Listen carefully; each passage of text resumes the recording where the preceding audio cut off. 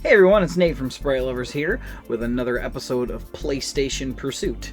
This episode is actually going to show all of my pickups from Too Many Games in Oaks, Pennsylvania that I went to not too long ago.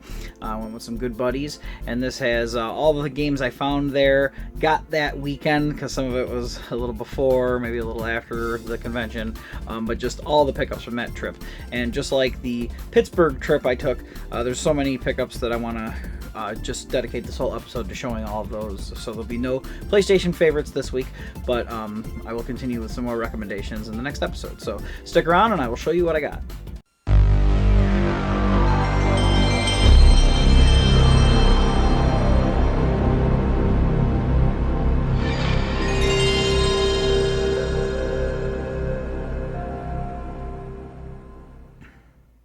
Alright, so if you watched the road trip video from Too Many Games, you'll probably remember that I mentioned that Scott and I stopped at a store called Replay Games between Syracuse and Albany before we went to meet up with our friend Oleg. And Scott, definitely I owe you a big one for this. I mean, I probably would have got to it eventually, but I don't know if it would have clicked in my head and you saw it before I got to it. So this game here is one that I didn't have and I wish I did because I've always wanted to play it. And it was priced at probably half or under of the value it's going for on sold listings on eBay. So extreme discount on a very highly coveted RPG, and that is Valkyrie Profile. It was in fantastic shape except for a little crack on the front case, but that can be replaced. But beautiful shape otherwise, great manual, and gorgeous disc art on that. So it was a great way to start the weekend before even getting to the convention and getting a major game that I've wanted off the list for PS1. So really cool there. And then we met up at Oleg's house, and there was various games from Oleg, and then when Chris and Johnny Lake got there, Johnny had some games for me too that he wanted to trade for some stuff that I set aside for him. So after all those dealings were done, these were some of the games I got. And I actually still owe Oleg for this, although by the time this video is published, I'll have paid him.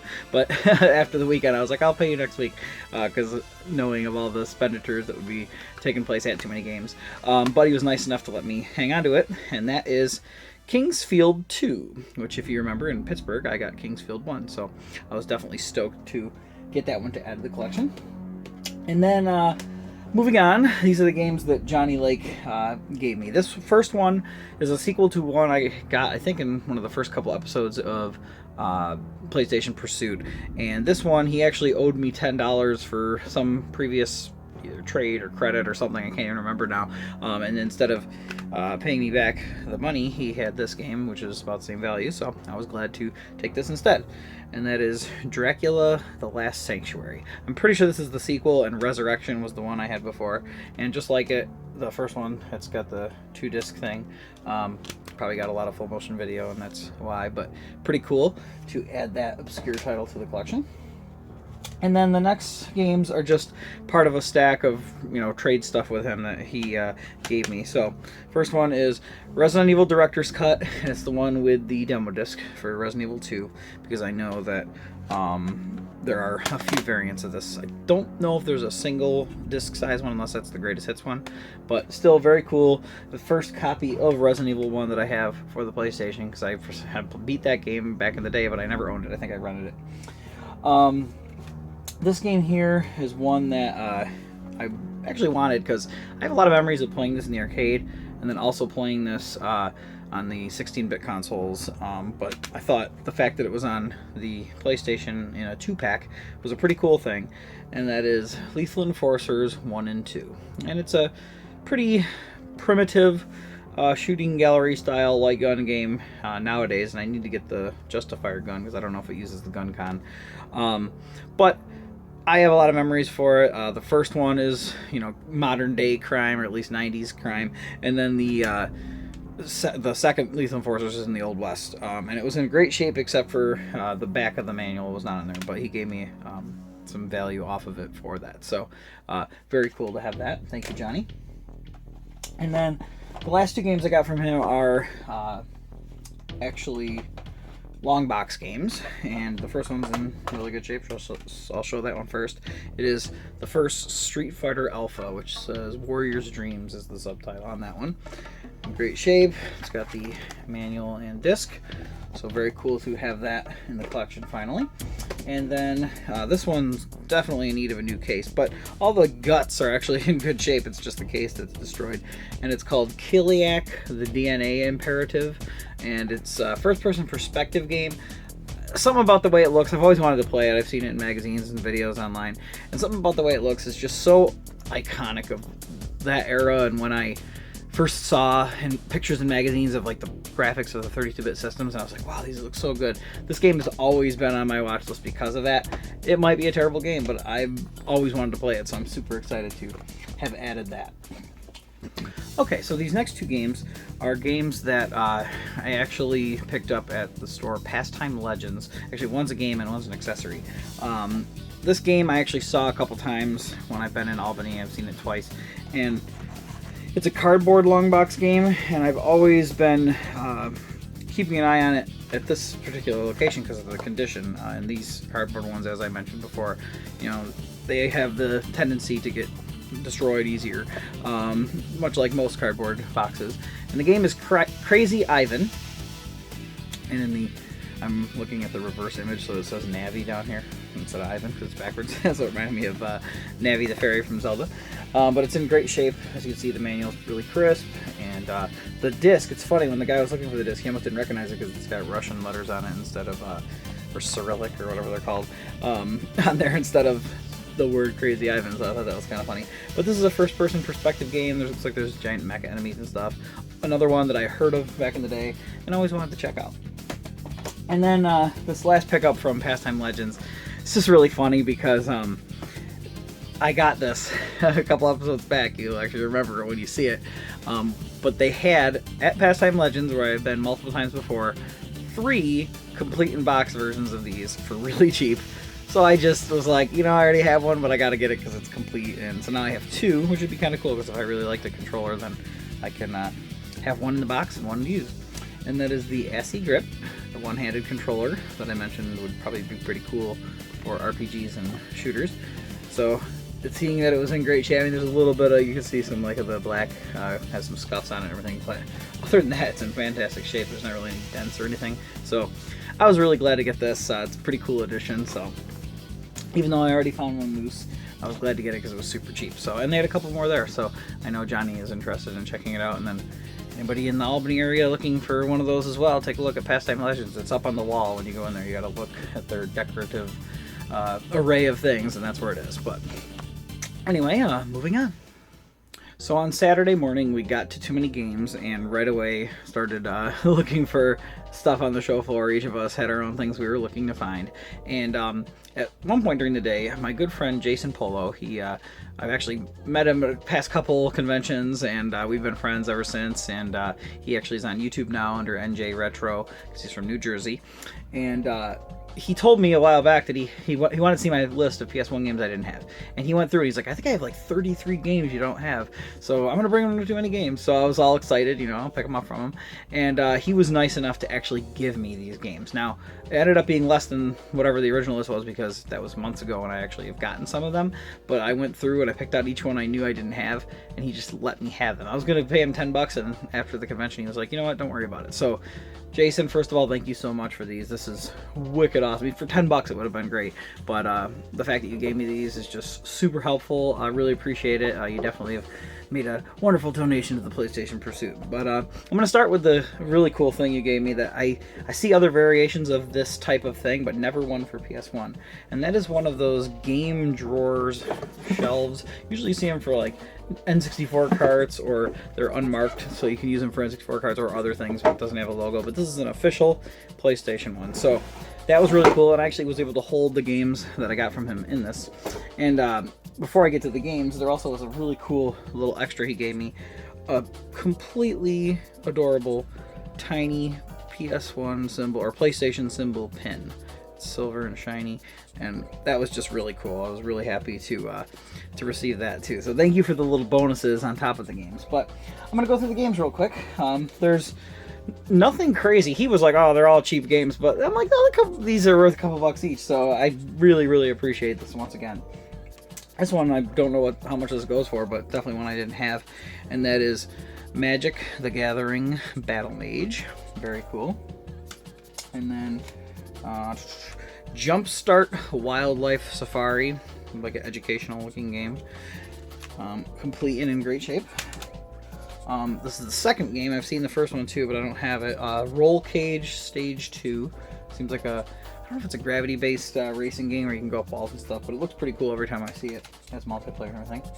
And then this is an action strategy budget title called Gubble. Has the strip at the bottom like you've seen in some other past episodes where I've identified what were value releases when they came out.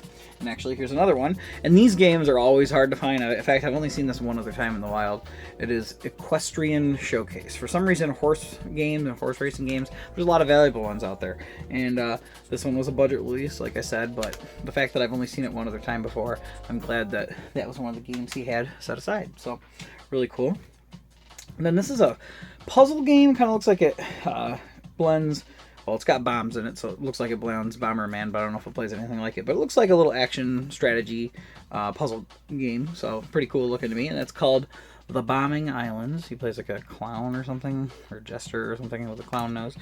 And that was in good shape. I really like the stark white disc, which is kind of interesting with orangish, pinkish, maybe like a melon-colored writing on there. So really cool to have that one. Thank you so much. This one's pretty cool because I have another one of these games on the PS1, but not this one, and that is Bust-A-Move 99. Really cool. I like the Bust-A-Move series if you've never played it before. It's a fun puzzle game. And then this one has a bunch of stickers all over it, but is another series that you have a lot of people that are diehard fans of out there, and that is Railroad Tycoon 2, I believe. I think there was a Dreamcast version of this too. Oleg, you have the Dreamcast set you're going for, so which maybe by now you're complete. You're one game away at the time of this filming, but I believe there was a Railroad Tycoon 2 for the Dreamcast. So this next game is really shiny and fantastic shape. The disc looks like it was never touched. And I remember seeing ads for it back in the day. Don't know if it was a good game or not, but it's like a third-person action-adventure game, so it looks kind of cool to me. It's called ODT, which is short for Escape or Die Trying. And I don't know if there's another definition for it. It says or die trying on the front, but I know like there's some games like MDK. Some people will say Murder, Death, Kill, but then there's also the three main characters of that game, which is a PlayStation game, by the way, and the sequel on Dreamcast. So I don't know. I'll play that and see what ODT means. Maybe it is just or die trying. But anyway, this next game always looked cool to me because one of my favorite games on the PS1 is Need for Speed Hot Pursuit, or Need for Speed 3 Hot Pursuit. And I like that because it introduced the cop chases and everything like that. And this is a World's Scariest Police Chases game. Probably based off the TV show of the same name as Fox Interactive, so I think it was a Fox show. But it looks really good. The graphics look really good on it, and once again, this is in great shape as well, too. So thank you, Jason, for that. I'm still going with these are all from Jason, so you can tell he definitely hooked me up. This one's pretty cool, and I don't see it too much, and it's got a rental sticker on it, but nothing that can't be taken off, and it is Speed Racer, based off the cartoon Speed Racer, because it was long before the movie came out. Pretty cool. And then this looks like a puzzle game called Sorcerer's Maze, which looks really, really cool. And I'm guessing, I think this was a value game that I got a couple of months back, or weeks back. So maybe it's made by the same people and was a budget release as well. They had a lot of budget releases on PS1. Now this one I've never played, but I love the game Theme Park, and then Theme Hospital, which was a little different. And this is Sim Theme Park, and it's still made by Bullfrog Productions, which made the original theme park, so it's a 3D version of a park builder, and those games are always fun, especially when things get disastrous and you're not holding up your business very well. Those games can be hilarious. So and then this is a Mahjong title called Shanghai True Valor, and what I think is really cool about it is it's published by Sunsoft, which is just one of those classic companies from the NES era and arcade era that, you know, especially the ones that aren't here anymore. It's always cool to see a game put out by them. And then this is an arena boxing type game, Thai kickboxing actually, and I think there's a sequel as well that I've seen out there, but this is the first one I think, and it's K1 The Arena Fighters. Looks like it's in really good shape, and one I didn't have, so very cool there. And then the last one I got from Jason is pretty cool because I think it was when Mario Party came out and everybody was making Mario Party clones. There's like Crash Bash on PS1, Sonic Shuffle on Dreamcast, and then this was Rayman Rush, and I'm pretty sure it's a minigame collection. Or maybe it's not. Actually, it might be a racing kind of thing. Looking at I always thought it was, but now that I'm looking at it, yeah, it says Racing Rayman style. It almost looks like that game Running Wild that I got a while back. So, I thought it was a Mario Party type game, but looks like I didn't do my research before filming. So that's pretty cool. I'm actually now really want to pop this in. So, thank you again so much, Jason. That was all the games I got from him. If you look here, this stack plus the shelf and the little pin. So, thank you, thank you, thank you. So before even coming to the con, I actually had arranged a deal with my friend Chris Minogue, who's Retro Rat on YouTube and the gaming groups and stuff. He, if you don't know already, is selling all of his collection. So he, has been messaging people from time to time saying, hey, if you want to see a list of what I got, let me know. So of course, when he messaged me early on, I was like, hey, let me see what PS1 games you have. And I was able to get a couple really good ones. One of them is one of my most wanted that I had at one point without a manual, so I traded it, and I'm so glad to have it back. So before I get into those, he just for free gave me a stack of PlayStation demo discs, the PlayStation Underground discs, which were so cool back in the day. You could subscribe and get these in the mail. It was just such an awesome program. I miss demo discs, even though you can download demos off the internet. There's just something about getting a disc with all these samples. I feel like I was more inclined to try demos when they were on a disc than downloading them today, so they did something wrong. But anyway, the first thing I want to show off that I got from him, game-wise, is actually I have these 3 games, and I have the same versions of these 3 games. But I told him I'd just pick this up, get the little extra thing I wanted, and then I can trade off or sell the doubles. But either way, it gets it out of his hands.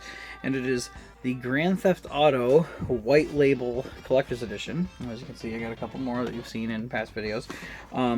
And the versions I have already are these same ones where it has the white labels on there. But I didn't have the outer box. So definitely glad to get that from him. It was really cool. And I think he actually had it on the list listed as collector's edition, so that's how I knew it might be with the box. And when I asked him, he said he did, so that's pretty cool. And of course I can't get the box back around it, so I'm going to set it down so I don't ruin it trying to hurry up. But anyway, so here are the games that I got from him outside of the double that I already had. And the first one is Lemmings and Oh No More Lemmings. There's a Lemmings 3D on PS1 that's in a long box, but this looks like classic 2D Lemmings gameplay. And that's in fantastic shape. Nice disc. So very cool to get that. And then this one is called Broken Helix, and it always has looked so cool to me. I mean, it's a Konami published title. Got a cool alien face or something on it. And then it looks like it's a third-person action game. Really cool. It's got an ad for the Contra game for PS1 and a really cool tealish disc art. So really cool there. And then this is a game, I love this series. Love it to death. Never played the PS1 version, so I don't know if it's a port of the first one or it's, I don't know, we'll find out. I have to play it still. But it's Metal Slug X. So very cool and phenomenal shape. A little piece of paper just flew out of it. Wasn't a cheat code though. And hey, advertising Strikers 1945 and Armored Core, 2 games that I have, and the King of Fighters game I've looked at a couple times. But very cool, great shape. Thank you so much, Chris. And then this was my favorite pickup from Chris, is the one that I mentioned that I had once before, and now I have it again. It's a Working Designs title, and it is Elemental Gearbolt. This is definitely, spoiler alert, going to be a game that I talk about as a favorite in the future, but not this episode. I will save it for a future episode. But such an awesome game. I won't even go into it too much, just until I do talk about it on there. But like every Working Designs game, the artwork, the liner, the disc variants, everything is just so awesome. So I can't wait to talk about that one. But very, very thankful. And then there was one last thing I got from Chris. He got those things while we were at the con, so I knew I was going to be getting those that weekend. But he actually let us come back to his house later that night and take one last look through his stuff. And For those of you who watched my Too Many Games video, you saw that I got Saturn Bomberman, which is a game I've really wanted for the Sega Saturn. So that was one game I got from him there. But then there was this little bonus, which I've seen before, and it's PS1 related, so that's why I decided to get it. And he gave me a great, great deal on it. My nephew Cameron got this, I think, in one of the early episodes of Bright Lover, so pretty cool to now have it for myself. And it's related to a lot of the things I've been getting for PS1 lately, and that is the Lunar Silver Star Story Complete Galleon Puppet. This was a pre-order bonus, I believe, way back in the day when Lunar for PS1 came out. And as far as I know, I don't know if this one ever got released, but that's the main character one. But the Galleon one, you see it a lot in game stores up on the shelf, and it has a little indentation in the plastic, but he gave me a great deal on it, so I'm not going to complain. And that was the last thing from Chris. So Chris, thank you for the great prices. He definitely hooked me up with these, and Elemental Gearbolt was one of my next ones I wanted to get, like, personally. You know, I was looking for all sorts of these games, but Elemental Gearbolt was one that I'm like, if I find it, I'm buying it right away. So the fact that he had it and I was able to get it for a little bit of a discount, super awesome, super excited. So, all right, I'm almost done, and now I'm just going to show you the pickups I got from the actual convention. You know, when doing a video like this, you always try to save the best for last, so it's kind of hard because I got so many great things so far. But I'm going to go through the last stack and show you what I got actually at Too Many Games, PS1 related. So first thing I'm going to show off is a cool little bonus thing that my friend April and Adam, or both of them, were walking around with me, and April saw this and kind of was like, hey, and she actually, I didn't have any cash on me at the time, so I had a few ones, but she actually lent me the ones to add up to the price of this, so I was able to pick this up, and it is a Tomba 2 demo disc. And a lot of times these demo discs are really hard to find or are expensive on eBay and stuff, so I was super happy to get this. I love the series, as I mentioned before, so really cool to have this little bonus demo disc that went along with the game as well. So thank you, April, for the eagle eye and for lending me the money for that, but very cool to get that. And then this game was one I found. It was pretty cheap, and the only reason I picked this one up is because I've never seen it in person. In fact, I think I only heard of it when I was going down the complete list of games that I have that I've been checking off. I saw it and I was like, huh, it's kind of similar to the name of a PS3 game, or PS2 and PS3 series, and it's unrelated to those, but it's a one-on-one fighter by Acclaim called Killing Zone, and Kill Zone is what I thought it sounded like, and it looks like it's probably kind of crap. It reminds me of, from the pictures, there's the game called War Gods. It was a one-on-one fighter before Mortal Kombat went into 3D, made by them, and you know, pretty uncommon. In fact, I'd never seen it before, and it was cheap. I was like, I am getting it here, so very cool to get that one. Now this next one is a game that I have the first one behind me in long box form, and I don't know if this had a long box form, but I had to change out the case because it was really beat up, but I was able to get a discount on this. I asked the guy for a couple bucks off, and he was like, well, you can just change the case out with any CD dual case, but the disc has clear marks from being buffed, and I'm confident that Voltage, who has a disc cleaning service there for $5 a pop if you ever want to do that and you're in town, they have a really good disc cleaner there that has buffed out tons of scratches and stuff in the past for me. So I got a little discount from the guy who was selling it, but I'll be able to get it in perfect order eventually when I go into Voltage. And the game is Jumping Flash 2. Really cool first-person platformer that was kind of synonymous with the PlayStation early on, and got great reviews back in the day, and I still have yet to play either of them. It was kind of one of those things where I had it, and I always wanted to jump into it, but I'm like, no pun intended, because you're a robotic rabbit, but I always wanted to jump into the series, and now that I have both, I'm like, you know what, I gotta sit down and play them both, so I'm very happy there. And then these next two games, I actually got, I had some trade credit because there was a game I had there sealed. Didn't feel like selling it online. It had a little dent in it, but it was mostly in mint condition and sealed. And I just, selling sealed stuff online is so hard because, you know, it's such a different market, and I didn't feel like going through the hassle. I just told the one vendor, if I can get trade credit for what the game's worth opened, I'll be happy. So I did do that, and the first thing I got is another collector's edition that I didn't have, and this is an EA Bond and Medal of Honor. I don't know why the combination there, but they're all by Electronic Arts, so 007 Racing, which I didn't have at all, so that's an addition. And then Medal of Honor and 007, or yeah, Tomorrow Never Dies has 007 in the title too, which I do have. So I had these two, but didn't have these versions, and it's pretty cool. They have the white strip just like the other collector's editions. So I'll be glad to add this one in with the rest. Plus, you saw the box for the Grand Theft Auto one I have. So I'm actually getting a lot of them out of the way, but there's still plenty more for me to find. And then this was another cool one. It's a long box game in the cardboard look, and it's called A-Train, Trains, Power, Money. And it looks like a Sims type title, only you're building a city, but I don't know, it's got an A-train in the city, but it's made by Maxis, just like Sims, and it has SimCity 2000 for PS1 added a mode where you could go through your city in 3D, and it looks like this has the same mode, but it's in fantastic shape, and this was really cool. So this is kind of a little extra bonus thing. I was very happy because I probably never would even have known this existed, and my copy had this. So it has a little thin, flimsy foam above the disc. Has the manual, which is in fantastic shape, so I'm very happy there. But then you see there's this little thing here, an advertisement slip for the SimCity, the card game collection. So that's cool. Another thing that I might not have known is in there. But the best part about it is behind that is an open but complete booster pack for the SimCity card game.